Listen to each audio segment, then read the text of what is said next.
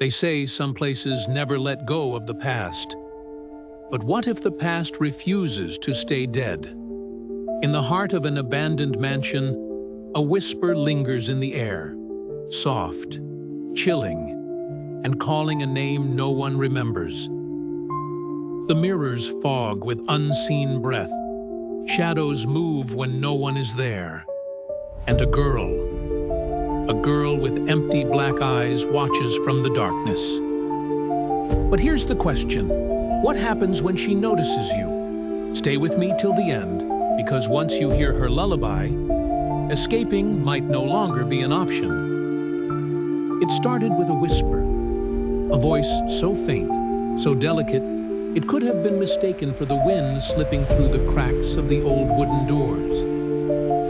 But the residents of Audrey Hall knew better. They had heard the stories, the ones passed down through generations.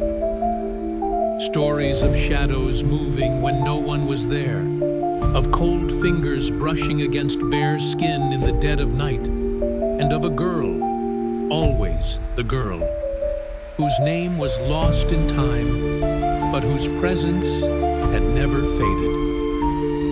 The hall stood on the outskirts of town, abandoned for years, its windows broken like hollow eyes staring into nothingness. But curiosity, it seems, is a curse of its own. And when a group of paranormal investigators decided to spend a night in Audrey Hall, they had no idea that they were stepping into something far beyond their understanding. At first, it was the usual, dust swirling in flashlight beams, the floor creaking beneath hesitant steps, laughter masking unease. But then, the air shifted. The temperature dropped so suddenly that their breath turned visible, curling into the darkness. And then the door, one they had left wide open, slammed shut with a force that sent echoes bouncing off the peeling wallpaper. Someone whispered a name they swore none of them had said. The cameras flickered, static hissing in the silence. A voice recorder, left on a dusty table, picked up something chilling. Soft, deliberate humming. A lullaby, distorted, ancient, the sound of a girl. One of them laughed nervously, brushing it off. But then the humming stopped, and in its place came something else. A whisper, so close it might have been right next to their ears. Leave. They turned, but the room was empty. Then, the mirrors. Every single one of them, scattered through the hall, fogging up as if something unseen was breathing against them. And in the center of the largest mirror, an imprint, a small, pale hand. Panic set in, but the doors wouldn't budge. The windows, warped with time, refused to shatter. They were trapped. And then, the footsteps began. Soft at first, like bare feet on rotting wood. Closer. Closer. One of them screamed, pointing at the staircase. A figure stood there, just at the edge of the darkness. A girl, no older than 10. Her hair was tangled, her dress stained with something dark, and her eyes, empty, endless black.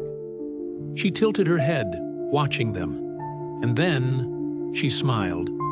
A smile too wide, too wrong for any human face.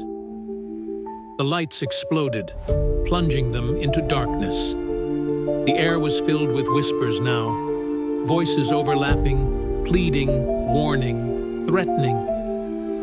A breath, hot and damp, against the back of one of their necks. Run!